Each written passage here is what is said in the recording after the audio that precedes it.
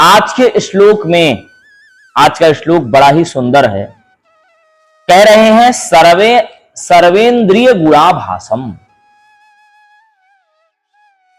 वह जो ब्रह्म है यानी कृष्ण नाम तत्व, वह सभी इंद्रियों से युक्त होकर के, सभी इंद्रियों से युक्त यानी भगवान कृष्ण जब जन्म लिए होंगे तो क्या उनके पास मुंह नहीं रहा होगा? रहा होगा ना। और परंतु मुंह तो रहा होगा, सभी इंद्रियों का उनको भी आभास रहा होगा। वह भगवान की सगुण कृति थी, वह मूर्तिमान होकर के भगवान यहां पर आए थे। और सर्वेंद्रिय विवर्जितम, अगर उसकी इंद्रियां, अगर वह भगवान खाना नहीं चाहता है तो उसको कोई खिला सकता है क्या? तो सर्वेंद्रिय विवर्जितम यानी वह जो मेरे इंद्रियों के जो अहंकार हैं, आंख रूप का दर्शन करेगा, तो यह परमात्मा को नहीं परेशान कर सकता। परमात्मा अगर नहीं देखना चाहता तो उसको आंख देखने के लिए नहीं परेशान करेगी।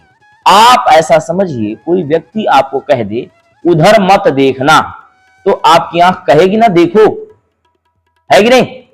तो भगवान की जो इंद्रियां हैं, वह भगवान इंद्रियों को जीते हुए हैं। किसको जीते हुए हैं? इंद्रियों को जीते हुए। और वह इंद्रियां कैसी हैं? सभी का भरण पोषण तो करती हैं, परंतु परमात्मा को भरण पोषण करने में वह असमर्थ है। असक्तम सर्वभृच्चैव, सर्वभृच्चैव असक्तम सर्वेंद्रिय विवर्जितम गुणाभासम, यानी सभी इंद्रियों से युक्त होकर के भी वह परमात्मा को, वह सभी इंद्रियां उसको प्रभावित नहीं कर पाती। और सभी विश्व में जितने मनुष्य हैं, जितने भूत और प्राणी हैं, सभी अपने इंद्रिय को तृप्त करने में लगे रहते हैं, परंतु वह इंद्रिय उस परब्रह्म परमात्मा यानी कृष्ण, राम, शिव, महादेव के पास जा करके क्या हो जाती है? संज्ञा शून्य हो जाती है। यानी कि उनका जो अहंकार होता है वह जीरो लेवल का हो जाता है। और निर्गुणम गुण भोक्तृ, वह परमात्मा निर्गुण होने पर भी, यानी न दिखाई देने पर भी वह संसार का भोग कर रहा होता है। कैसे? जैसे हमारा और आपका शरीर है, इस चीज को आप मानते हैं कि नहीं कि हमारे और आपके अंदर परमात्मा है? मानते हैं। यानी जब हम अपने आप को जान गए, हम कौन हैं, हम अपने आप को जब जान गए तो हम क्या हो जाएंगे? ब्रह्म ज्ञानी हो जाएंगे। हम जब अपने आप को जान जाएंगे तो ये जो दुनिया भर के जो दुख हमें प्राप्त हो रहे हैं, या हमारे अंदर जो इच्छाएं हैं, कैसी इच्छाएं कि हम आगे चल के बहुत बड़े कथा व्यास बनेंगे, हम आगे चल के बहुत बड़े पंडित बनेंगे, हम आगे चल के प्रोफेसर बनेंगे या लेक्चरर बनेंगे। और किसी न किसी कारण से ही तो संस्कृत पढ़ रहे हो, बोलो क्यों? किसी न किसी कारण से तो संस्कृत पढ़ रहे हो। जिस दिन अपने आप को आप जान गए या हम जान गए, तो उस दिन के बाद से यह साफ कपड़े नहीं पहने जाएंगे। उस दिन से हम क्या करेंगे? फक्कड़ बन के घूमेंगे। उस दिन से इसका अहंकार चला जाए कि हमने गीता पढ़ी है, हमने वेद पढ़ा है, हमने ये पढ़ा है।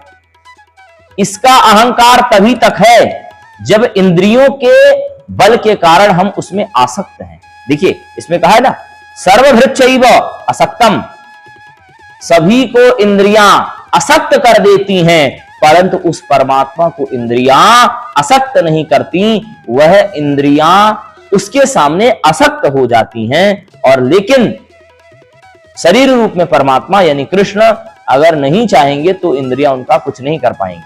परंतु निर्गुण रूप में अगर परमात्मा नहीं है तो भी इंद्रियों से काम करवा लेगा। जैसे भोजन है, तुमने सुना था दुर्वासा ऋषि द्रौपदी के यहां गए, कुछ खाने के लिए नहीं था, भगवान ने एक तिनका निकाला, उससे सर्व विश्व श्री सृष्टा, आप आगे चल के पढ़ेंगे 15वें अध्याय में, अहम वैश्वानरो भूत्वा प्राणी नाम देहम आश्रितः, प्राणी नाम सभी प्राणियों के पेट में भगवान किस अग्नि के रूप में स्थित है? वैश्वानर नाम की अग्नि के रूप में स्थित है। एक बात आप बताइए, आपके अंदर जो पेट में अग्नि है वह मूर्तिमान देख, आपकी अग्नि दिखाई पड़ रही है? दिखाई पड़ रही है तो आप तुम बता दो, निर्गुण है कि नहीं है? खा कौन रहा है? परमात्मा ही तो खा रहा है। तो इस शरीर को हमें परमात्मा तक पहुंचने के लिए हम अपने विकार को निकालेंगे पहले, तब जाकर परमात्मा लायक होंगे। नहीं तो सबसे पहले विकार हमारे अंदर क्या पड़ा है? बहुत बड़ा घर, बहुत बड़ा गाड़ी। भाई हम ही गीता का उपदेश तो दे रहे हैं तुमको, हम ही चाहते हैं बहुत बड़ा घर हो, बहुत बड़ी गाड़ी हो, हम दूसरे की बात। यह उपदेश देने में अच्छा लगता है, करने में अच्छा नहीं लगता। गीता का अगर हम शायद एक श्लोक अगर अपने जीवन में उतार लें तो बड़ा ही आनंद हो जाएगा। क्यों? क्योंकि देखो पिछला श्लोक देखो, सर्वतः पाणिपादम, भगवान का यह जो स्वरूप है पूरा विश्व ही उसका पैर है, पूरा विश्व ही उसका हाथ है। पाणी यानी हाथ ना, पूरा विश्व ही भगवान का सर है, पूरा विश्व ही भगवान का मुंह है, और पूरा विश्व ही भगवान का कान है, पूरा विश्व ही भगवान से व्याप्त है। इसीलिए जब हम क्या करते हैं, भद्र सूक्त का पाठ करते हैं तो क्या कहते हैं? श्रुणियाम, कौन सा मंत्र है वो? भद्रं करणे भी भद्रम श्रुणियाम, हम अपने कानों से अच्छा अच्छा सुने। ठीक है? तो इंद्रियां जो है आपको परेशान इसलिए करती हैं क्योंकि हम उसके वशीभूत हैं।